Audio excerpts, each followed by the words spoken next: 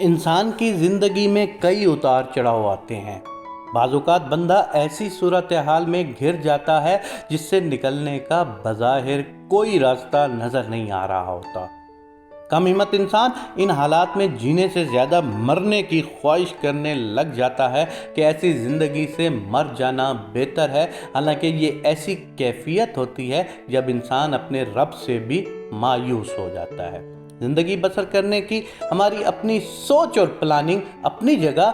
لیکن اللہ تعالیٰ کا ہمارے لیے کیا پلان ہے ہمیں قبل از وقت سمجھ میں نہیں آتا۔ بظاہر برے ترین حالات ہوتے ہیں، لیکن ان میں ہمارے لیے کیا اچھائی اور خیر کا معاملہ ہوتا ہے، ہم کوتاہ بین انسان اسے سمجھنے سے قاصر رہتے ہیں۔ سورہ کہف میں حضرت موسیٰ علیہ السلام اور حضرت خضر علیہ السلام کا واقعہ ہی دیکھ لیں کہ انہوں نے اس سفر میں 3 ایسے کام کیے بظاہر جن کا کرنا ٹھیک نہیں تھا، لیکن ان کے پیچھے کیا خیر تھی وہ موسیٰ علیہ السلام اس وقت تک نہیں سمجھ سکے جب تک انہیں بتلا نہیں دیا گیا۔ اسی طرح حضرت یوسف علیہ السلام کا کنویں میں پھینکا جانا، وہاں سے غلام بنا کر مصر کے بازار میں فروخت ہونا، پھر عزیز مصر کے گھر میں رہنا اور جیل جانا، بظاہر دیکھیں تو زندگی کتنی مشکل تھی، لیکن اس سب کے بعد ان کا مصر کی حکمرانی کے منصب پر فائز ہونا اللہ کی اس ساری پلاننگ کا حصہ ہی تھا۔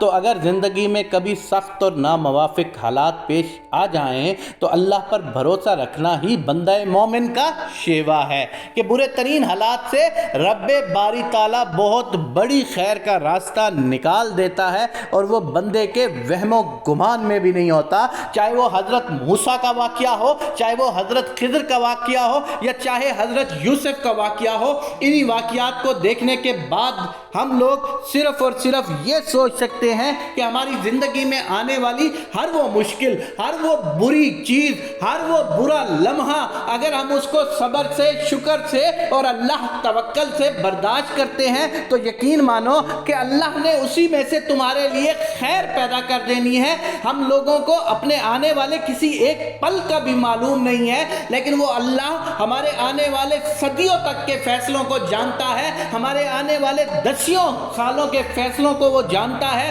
اگر آپ کو زندگی ملے اور کبھی کوئی مشکلات آپ پر آئے اور اس مشکلات کے آنے کے بعد تم کبھی اچھے منصب پر جا بیٹھو تو یقین ماننا اس میں تمہارا کوئی کمال نہیں ہے، یہ اللہ وحدہ لا شریک اللہ کا کمال ہے، یہ اللہ وحدہ لا شریک اللہ کی تم پہ عنایت ہے، یہ اللہ وحدہ لا شریک اللہ کی تم پہ خصوصی کرم نوازی ہے کہ اس نے تمہاری برائی سے ہی خیر پیدا کر دی ہے، کہ اس نے تمہارے برے وقت سے ہی اچھا وقت پیدا کر دیا ہے۔ تو کبھی بھی مشکل آنے وقت پر گھبرانا نہیں ہے، صرف اللہ توکل کرنا ہے، اللہ کے بھروسے پہ خود کو چھوڑ دینا ہے، پھر دیکھنا کیسے تمہارے لیے اس برائی سے، اس شر سے خیر کی توقع ہوگی، خیر کیسے پیدا ہوگا۔ یہ تمہارا کام نہیں ہے، یہ اللہ کا کام ہے کہ اس نے تمہارے شر سے خیر پیدا کر دیا ہے۔ اور اسی باتوں پر وہ کہتے ہیں کہ تم اپنے پروردگار کی کون کون سی نعمت کو جھٹلاؤ گے۔